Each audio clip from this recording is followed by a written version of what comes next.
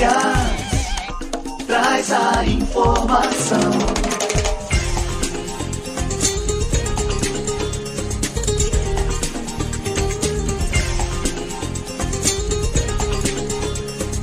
Virtual News. Vamos a mais uma matéria nesta manhã de terça-feira. Tarifa de energia elétrica, possível aumento em setembro, preocupa Senado. A medida provisória 1118 de 2022 impôs aos senadores uma saia justa às vésperas das eleições. A proposta, que caduca no dia 27 de setembro, pode impactar na conta de luz dos estados e os parlamentares tentam se esquivar do prejuízo político tão próximo do primeiro turno. Para se ter uma ideia, em Minas Gerais, estado do presidente do Senado, Rodrigo Pacheco, o impacto pode chegar a 4%. Já em Alagoas, berço do presidente da Câmara, Arthur Lira, o reajuste chega a 6%. Segundo as estimativas de associações de consumidores de energia, em São Paulo, a 3%. Os líderes marcaram a reunião para a próxima quinta-feira, dia 22, para encontrar uma solução para as questões. Uma delas trata da proporcionalidade dos custos com o transporte de energia, tomando mais cara aquela produzida mais distante do local de consumo. Outro prorroga os subsídios para energia renovável e acrescentaria 8 bilhões na conta do desenvolvimento energético, o CDE. Olha só. Que bomba relógio, hein? Márcio, primeiro ponto aí é que Câmara de Deputados, Senado trabalham pouquíssimo. Então, se ela está vencendo agora dia 27, é porque deixou de se dar atenção devida lá atrás. Agora, com a barriga, né? Aí a gente, vamos de novo fazer o paralelo aí com a empresa privada. Pô, na empresa privada, o camarada trabalha pelo menos de segunda a sexta, em alguns casos, sábado até o meio-dia. Por que o Senado é de terça a quinta quando está em Brasília? Então, pô, peraí, a gente já perde 2 dias na semana, fora que não trabalha a jornada integral, né? E aí realmente a gente chega nesse impasse. Enfim, essa é a primeira observação que eu queria fazer, porque 27, semana que vem. Semana que vem, aí você tá com a eleição chegando, e aí todo mundo quer correr, porque querendo ou não, é um impacto grande. Assim, seja para quem aprovar, seja e o camarada na hora de votar ele pensa nisso, pouco que o meu eleitor vai falar. São questões aí que são projetos que já vêm se trabalhando. Realmente a energia, quando se produz mais longe do local de destino, acaba encarecendo mais. Enfim, aí quer dividir de forma mais proporcional. Quer dizer, então a gente vai ter que, quando for comprar uma casa, tem que escolher, então procurar uma casa próximo de onde tem uma hidrelétrica, porque senão vai ficar mais caro. Vamos mudar para a próxima. Vai todo mundo morar, exatamente. Vai todo mundo morar do lado da... Então, aqui, a cidade de Cubatão tem a sua usina, né, R-Body, então sim, a tarifa de energia vai cair, né? Para São Paulo acho que são 3%, né? O impacto seria de 3%. Mas para cá então, que você está ali, a gasolina já baixou, a energia vai baixar também. Então, mas até onde eu entendi é por estado, né? A divisão vai ser por estado e não por porque nós cidades. Temos a imagem do operador do sistema. Tudo se fala. Não, o operador do sistema parece que é uma pessoa, não é nada. O operador do sistema tem essa situação. Mas... E aí a outra situação é exatamente a questão de você criar, que isso é essencial, a gente ter mais investimento na energia renovável. E a outra situação é exatamente de criar um fundo, aplicar mais 8 bilhões, se não me engano, no fundo de energia sustentável, renovável, né? O que é necessário. A gente tem, o caminho. Vai sair de onde esse dinheiro, né? Isso então, Vai exatamente. no custo da energia. Então, vai prorrogar, na verdade, o subsídio. Para você subsidiar, você tem que ter. Quando a gente fala de política pública, não adianta você só ter o gasto. Você tem que ter o lastro ali, a origem. E qual vai ser a origem dentro do orçamento? Se acabar, se não prorrogar o subsídio, vai ter que tirar de algum lugar. Agora, nós tivemos aí o leilão da Eletrobras, né? Sim. Agora você tem o leilão e agora você tem que criar alguma coisa para o desenvolvimento energético. Eu não estou entendendo. Assim, isso. Márcio, o que acontece... Na contramão, você faz um leilão, você privatiza e agora você vai precisar de dinheiro público Eu acho que é uma covardia. Eu acho que é uma covardia de colocar... Assim, tem assuntos que não são tão populares. Então... Só que o político tá ali não é só para tratar de coisa que é popular, né? É um assunto que é delicado, só que você tem que pôr o dedo na ferida. Você tem que em algum momento mexer com isso. E aí você vai empurrando com a barriga, empurrando até chega uma hora que não dá mais. Vence agora semana que vem. Então acabou. Ou mexe, ou deixa expirar e tá tudo certo. Vai ter que buscar outra alternativa. Consegue se manter? Se não colocar o dedo desacelerar? Não consegue. Então por que se empurrou tanto tempo, né? Agora, infelizmente, a gente está na sinuca de bico. Ou vai ou racha. A situação é bem complicada, a gente fica aguardando aí o que vai ser feito, né? Afinal de contas, dia 27 está aí. É isso. Período eleitoral, como é que fica, né? Se Sim. correr, o bicho pega. Se ficar... É isso aí. Agora é o vai ou racha. Ou vai ou racha. Então tá valendo. Vamos para a próxima matéria desta manhã de terça-feira. Com dívidas que chegam a 600 milhões de reais, construtora Rossi busca recuperação judicial. A construtora Rossi informou nesta segunda-feira que pediu recuperação judicial após vários anos de fragilidade financeira, com caixa quase vazio e dívidas de aproximadamente 600 milhões de reais. O pedido de recuperação judicial representa uma etapa fundamental no processo de equacionamento econômico-financeiro, iniciado em dezembro de 2017. Com a reestruturação das dívidas corporativas contratadas junto às instituições financeiras, informou a Rossi. No balanço do segundo trimestre, no último dado público disponível, a Rossi informou que tinha dívida líquida de 594,5 milhões de reais e uma posição de caixa de 4,4 milhões. O número é realmente assustador. A administração confia que a recuperação judicial é o instrumento adequado para viabilizar uma solução global e definitiva para a readequação do fluxo de caixa.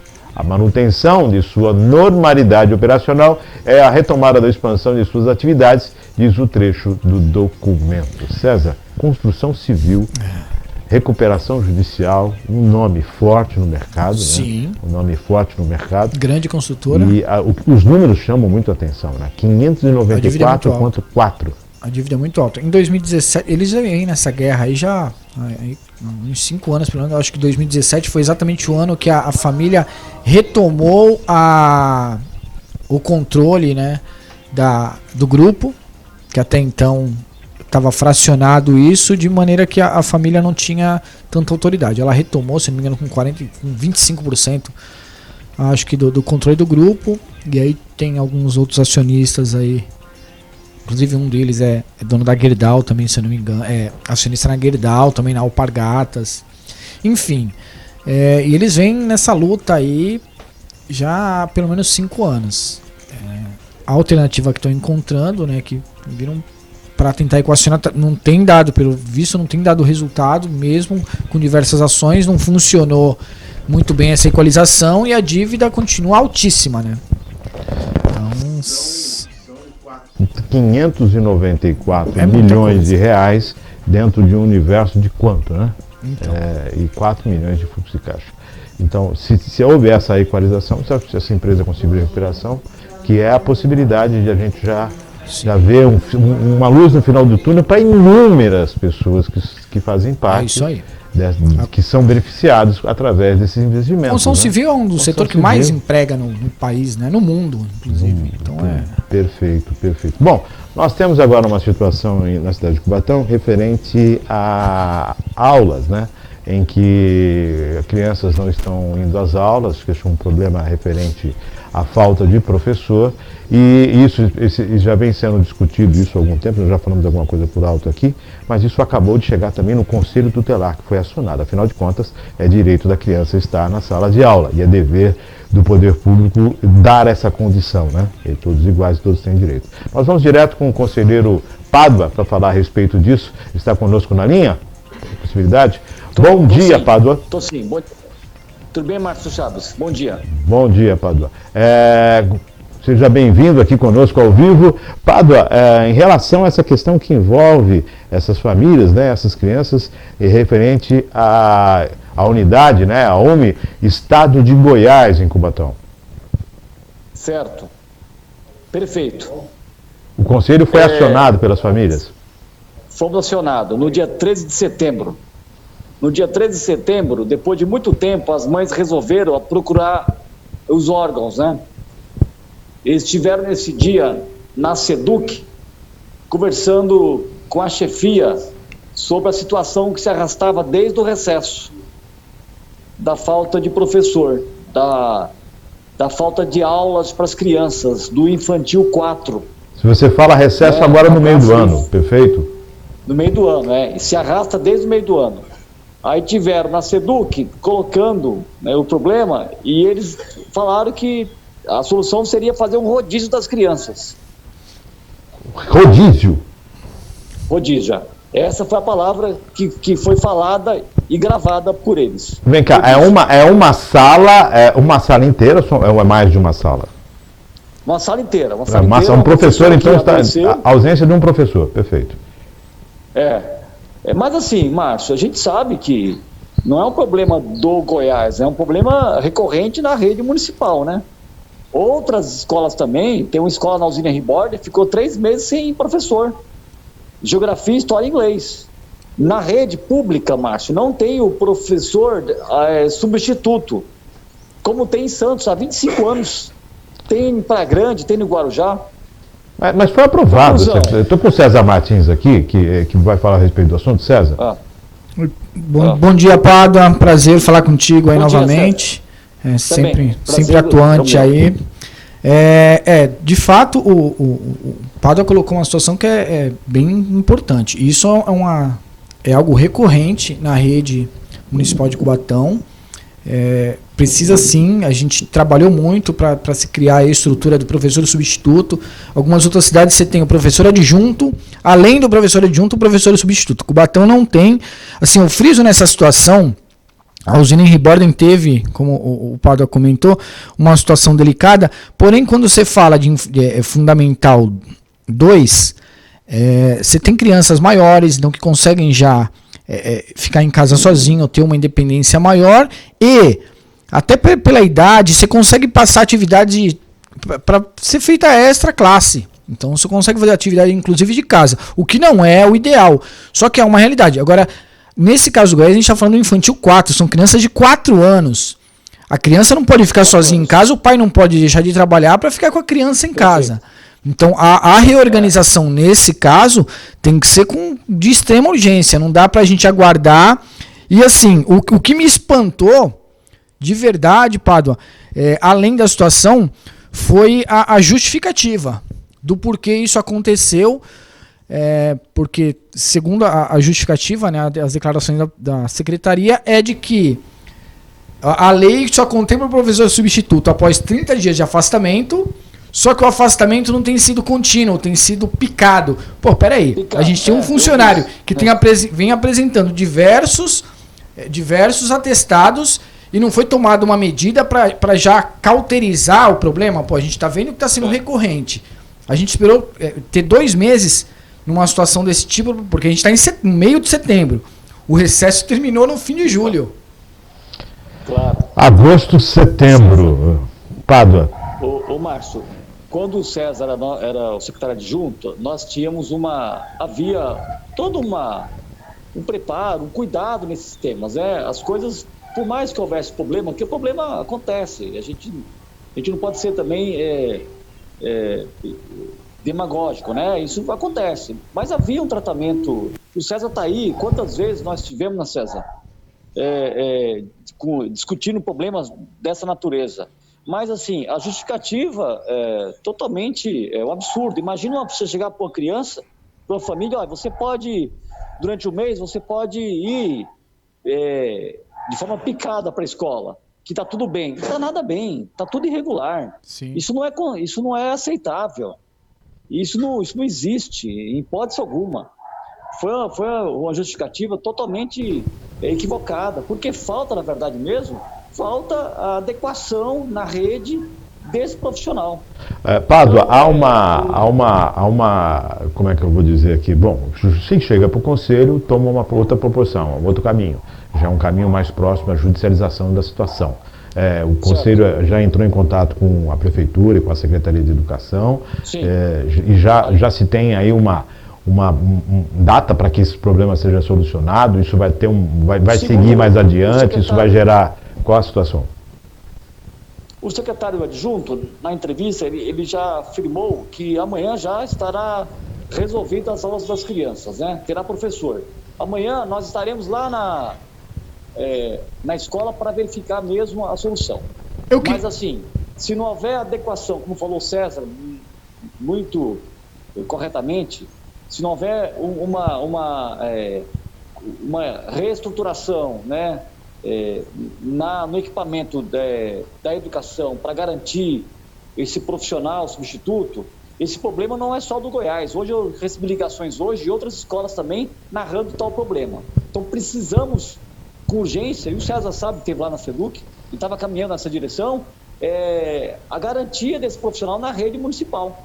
Porque o pós-pandemia trouxe o adoecimento de tanto dos alunos, dos professores. O pós-pandemia nos colocou em desafios, Márcio. Você não sabe disso, né? Eu vou fazer um apontamento aqui, diante do que vocês estão colocando, que é assim, a questão administrativa, tudo aquilo que rege as normas e a forma de se operacionalizar a questão do recurso humano da prefeitura, que é o servidor, é uma coisa. Ela está dentro de um bojo que tem um objetivo maior, que é o atendimento ao público. Se há um problema quanto a um vírgula na lei, ou então um artigo que está determinando alguma coisa, não me interessa a curvatura do rabo do jacaré. O que me interessa é o professor na sala de aula atendendo a criança. Exato. Se há uma dificuldade, corrija-se, se tem câmara para isso, tem toda uma condição para isso. Se há uma dificuldade, que se faça a correção nessa dificuldade, que se adeque. Afinal de contas, o que a gente espera do governante do poder público é isso. Inteligência, rapidez, otimização, né? E dá realmente o que se quer, Márcio, que é o professor na sala de aula. Sensacional, exatamente o comentário que eu ia fazer. Pô, peraí, a gente identificou, claro que a gente vai cometer erros, e seja na atividade que for e no momento que for. Erros vão acontecer. É uma legislação nova que, inclusive, quem trabalhou muito para que ela viesse a se tornar realidade fomos nós, quando estávamos na gestão, a professora Márcia, trabalho essencial aí, a equipe, então, incrível, né? Diretores Denise Quintas, o Márcio na chefia da divisão, enfim, foi um trabalho de várias mãos aí para que isso se tornasse uma realidade. Por quê? A gente tem uma rede muito grande e um quadro muito enxuto, inclusive em déficit, essa que é a verdade. O déficit não é porque faltam profissionais para ocupar os cargos, mas é porque a gente tem um número de afastamentos licenças. Licenças, em N motivos, né? N motivos, inclusive desvios, funcionários em outros setores, absurdo. Então, quer dizer, você tem a posição ali ocupada, só que você não tem um profissional para de fato isso ali, porque aí que tá, o professor substituto tem que entrar numa posição vaga. Só que a gente não tem posição vaga, a gente não tinha posição vaga. A gente tem professores licenciados ou professores. Então, peraí, tem que se adequar à legislação. A gente tem que ter esse profissional, que seja 2 ou 3 ali na manga. Faltou um professor hoje, ele já na hora sai dali e repõe. O aluno perde 1 hora de aula. Há um impeditivo, assim, o professor substituto. Também na rede do Estado, chama-se o professor substituto. A pessoa que é a figura do substituto que vai trabalhar ali na rede do Estado. Ele pode trabalhar 1 dia, 2, 3, mas chega um período que tem que ser um outro profissional, porque é um período maior. É assim também no município? O professor substituto ele tem um prazo, eu não me recordo agora, acho que é de até 6 meses. 6 meses. Então, exatamente para suprir ali um buraco. E esse modal que não é o professor substituto, é aquele que vai tampar, vai atender de... Aí você tem que ver se tem professor com tempo disponível para poder atribuir aquelas aulas. Então, isso há todo um redesenho, não, porque isso pode acontecer a qualquer momento. Aí leva-se 1 mês, 2, fazer 3. A abertura. Assim, Márcio, a gente tem ferramentas aí, inclusive o secretário tem prerrogativa de intervenções. Ele tem autoridade para fazer intervenção, inclusive na direção da unidade. Quem dirá no quadro de professor em situações extremas. Emergência, você Tanto pode ser... que o problema, aí que tá, o problema vem desde o recesso, desde o dia 13 chegou no Conselho Tutelar, e de um dia para o outro o secretário achou uma solução para amanhã já ter professor, né? Então tem sim alternativa para se resolver. Assim, geralmente na iniciativa privada, quando o chefe fala preciso de você, o sujeito para e fala, opa, vou lá. Eu acredito que na questão da administração pública também é assim, preciso de você. Márcio, então, quem é que tem disposição para estar Márcio, eu sempre falei isso, já repeti aqui no seu programa e já repeti.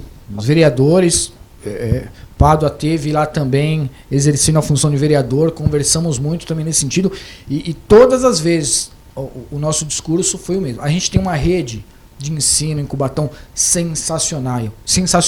A gente tem profissionais aqui que... espetaculares, referências aí em nível nacional.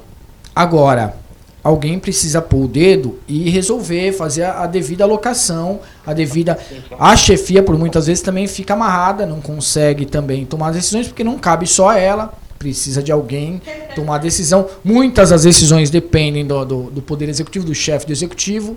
Sim. Agora, quanto a profissionais, a gente nunca ficou na mão por omissão de profissional. Claro que tem um ou outro que pisa na bola, isso em qualquer lugar do mundo. Agora, num geral, a rede, seja de gestores, seja de professores, é sensacional, é incrível e dá todo o suporte aí necessário para a rede municipal funcionar aí plenamente e com qualidade. Perfeito. Nós estamos com o Pádua aqui. Pádua, então há a possibilidade de outras unidades também estão enfrentando o problema.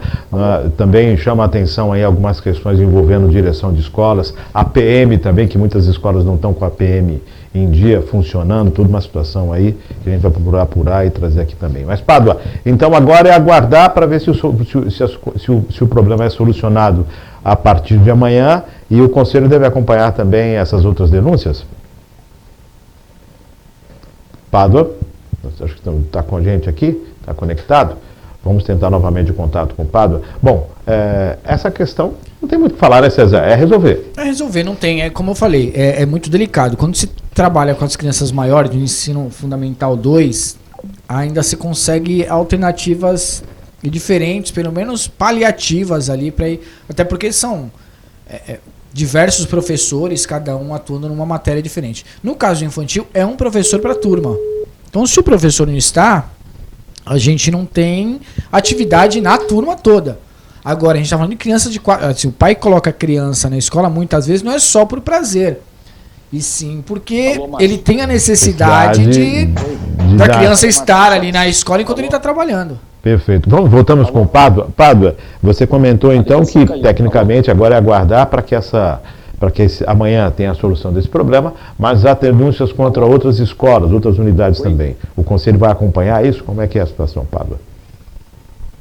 Alô? Oi, ok, está me ouvindo? Alô? Ok, está me ouvindo? Tem retorno do Pádua aí? Alô? Estão vendo ele? Está falando conosco, Pádua? Caiu novamente aqui. Bom, César, daqui a pouco vamos tentar um novo contato com o Pádua, e a situação é essa, né? Vamos aguardar o que pode ser feito dentro dessa... Márcio, você foi pontual. A gente tem problema na legislação, então tem que trabalhar com urgência para regularizar isso. Muitas vezes a gente coloca uma lei em prática e no dia a dia você vê que ela precisa de adequação. E aí a gente vai fazendo um ajuste fino. Os vereadores, eu tenho certeza que estão aí, nenhum deles vai se opor a ajustar a situação para que a gente tenha um ganho, tenha uma melhoria na qualidade, no atendimento. Então, como eu falei, a rede municipal, Alô, Márcio? num geral, é incrível. Alô? Ok, Pádua, está me ouvindo? Estamos com dificuldade para colocá-lo no ar? É isso? Perfeito? Educação sempre é um gargalo, né? Escola sempre é um gargalo. Alô? Não está me ouvindo. Vamos voltar com o Pádua depois, então? Não é possível nesse momento. Vamos dar sequência aqui. De repente, no final do programa, nós conseguimos... Ele não está conseguindo ouvir a gente lá. Nós estamos ouvindo ele bem aqui. Vamos à próxima matéria desta manhã de sexta-feira. Sim. Hoje às 10h30, daqui a 10 minutos, está começando uma reunião entre os representantes da FUMAPEC, do Conselho, do Sindicato dos Professores e também do Sindicato dos Servidores Públicos, sim, com os vereadores referente a essa questão que envolve o pagamento dos aposentados, né? Perfeito. César. Na verdade, pelo pouco que eu entendi aí da situação, o problema maior não é nem a falta de dinheiro para o pagamento, né? O problema é assim, a ânsia do governo, do executivo, utilizar parte do fundo, que é uma contribuição dos servidores para a manutenção da Caixa de Previdência no intuito de custear os salários também. Então, isso é complicado, porque o chamado fundo blindado, né, exatamente para garantir a segurança. Vamos ver o que vai sair dessa reunião, vamos entender aí o porquê desse interesse do executivo em fazer esse ajuste. A gente viu que teve a exoneração aí do superintendente, o salário estaria na conta, que já está programado, está provisionado. Então, aí é que tá. Eu acho que, pelo que eu entendi, o grande lance não é a falta de dinheiro para poder fazer os pagamentos. É a ânsia, é a vontade de utilizar recursos do fundo para suprir, inclusive, pagamento de salários. Agora, se é um fundo blindado, se é uma contribuição que tem que estar ali exatamente para dar garantia aos aposentados, fica delicada a situação. O porquê disso? Onde quer chegar? O que está faltando? Onde está o furo no orçamento? Porque se a gente preveu então que ia chegar em setembro e ia ter um buraco, a gente fez um orçamento que não condiz com a realidade. Aí isso implica em crime. Quer dizer, se a gente tem um orçamento, se eu fiz uma redução e agora estou enfrentando uma condição que eu tenho dinheiro, mas não tenho a dotação. Exato, é toda uma situação assim.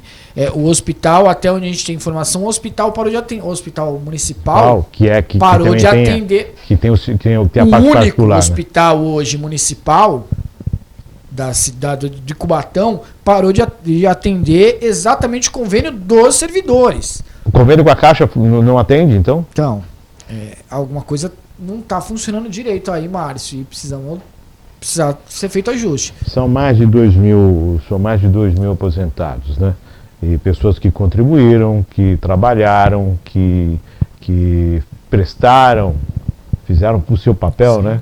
Fizeram a parte que lhe cabe, recolheram para isso e agora esperam, numa altura da vida, poder desfrutar de todo esse tempo de trabalho e contribuição. Pelo péssimo atendimento, e quando digo atendimento, não é atendimento dos servidores, dos funcionários da Caixa de Previdência, mas pelo péssimo atendimento do plano de saúde junto aos credenciados, assim, além de um número ridículo de credenciados, negava diversos atendimentos, diversos procedimentos, muitos já abriram mão do plano de saúde. Muitos abriram mão e pagam o seu de forma particular. E isso, claro que tem um reflexo grande na Caixa, que acaba tendo uma receita menor. Agora, aí que tá. Pra gente vender bem um produto, a gente tem que oferecer qualidade. Se o único hospital da cidade não atende, a tendência realmente é não ter mais ninguém no plano da Caixa, no plano de saúde da Caixa de Previdência, porque não vale a pena. Tem um plano que não atende nem na minha cidade. Quer dizer, o plano é não atender, então. Então, o plano é não atender. 10 horas e 27 minutos, estamos chegando ao finalzinho aqui. Nós recebemos a Juliana Camargo, dá uma olhadinha pra gente aí no WhatsApp que tem uma informação quanto ao evento amanhã que fala sobre a cidade criativa, né? Cubatão participando dessa questão de se tornar uma cidade criativa, Unesco, tudo isso ela mandou pra gente. Acho que tem uma programação que eu acredito que seja amanhã, são umas reuniões que acontecem, né? Para que o projeto se torne viável e a cidade possa concorrer aí para ser contemplada muito com bom. Essa condição aí positiva bom. E que é uma luz no fim do túnel, principalmente dentro dos grupos artísticos, nessa questão que envolve a música. Sim. Que por sinal hoje, dia 20 de setembro, acho que primeiro 25, são 25 anos? Acho que é 25 anos de criação, ou mais, acho que são mais, de criação da primeira banda marcial de Cubatão, que foi oriunda da banda do Afonso Schmidt, sim, da qual o maestro fez parte, né? O maestro Roberto Farias fez parte, foi o propulsor da época e se dá agora essa continuação, acho que 25 anos, vou até conferir aqui se são os 25 anos, temos aí a condição que enviado pela Juliana, maravilha aí, 21 de setembro, das 9 às 17 horas, Com intervalo de 1 hora, o workshop diagnóstico setorial reunir a diversidade e as visões do ecossistema da economia criativa e da música de Cubatão para, a partir de um olhar abrangente, inclusive mapear os principais recursos criativos da cidade e efetuar um diagnóstico colaborativo de potências e vontades. Auditório da Universidade Aberta do Brasil, no Polo Cubatão, na rua Fernando Costa, 1096, no prédio do Pati. Então, é amanhã, dia 21, a partir das 9 horas da manhã até as 17 horas. Essa participação, esse diagnóstico criativo aí, vai estar falando, o André Martinez vai estar participando. Então são várias oficinas que a partir de agora começam a acontecer para que se tenha se torne muito legal, César. muito importante. Eu acho que é essencial, né? É um impulso aí, como você falou, é um fôlego aí para a cultura da cidade, para os grupos artísticos. Santos faz já há um bom tempo aí atividades incríveis, né? Nesse sentido. É um programa Unesco, dá um incentivo, dá todo o suporte. E Cubatão precisa, né, Márcio? Eu acho que é o tipo de notícia que nos alegra muito, é o tipo de notícia que nos deixa muito entusiasmados, porque a gente precisa exatamente de desenvolvimento. A gente tem capacidade, a gente tem competência, a gente só precisa ter um pouco mais de vontade política para as coisas acontecerem. Só fazendo uma correção, foi realmente 1977 que foi oficializado o primeiro grupo artístico na lei número 1102, de 20 de setembro de 1977, que foi a Banda Musical de Cubatão, que hoje é a atual Banda Sinfônica de Cubatão, oriundo da Banda Musical Afonso Schmidt, criada em 4 de abril de 1970. Então, em 70 se criou a Banda Afonso Schmidt e em 77 a Banda Marcial. E quem estava à frente de tudo isso é o maestro hoje, o maestro Roberto Farias. Né? Grande abraço ao maestro e parabéns. Muito bom. A esse corpo maravilhoso, a banda, né? essa parte musical de Cubatão, que tem toda uma vocação artística. Né? É muito bom, muito importante também. 10 horas mais 31 minutos, amanhã vamos ver se trazemos o Pablo aqui para esse bate-papo, para falar um pouquinho dessa questão também da educação. Né? Amanhã vamos ver se a gente consegue colocar ele ao vivo aqui no programa. E estamos chegando ao final. César, algum apontamento? Só agradecer mais uma vez aí, programa uma qualidade hoje foi dinâmico, absurda, né? Bem dinâmico. Complicada essa situação da educação em Cubatão. Eu acho que precisa ter um olharzinho com mais. A gente faz muita mídia, muito marketing, mas pouca atividade. É o que eu tenho sentido ultimamente. A gente leva muita imagem do que quer. Mostra muito, trabalha muito em rede social e pouco em gabinete com decisões efetivas aí para resolver e melhorar. Não é só resolver o problema, é melhorar o que tá bom. Mas, enfim, e agradecer aí a participação. Sempre uma honra, um prazer. Agradecer quem nos assiste aí, quem nos acompanha, a Maria Clara aí por toda a parte técnica.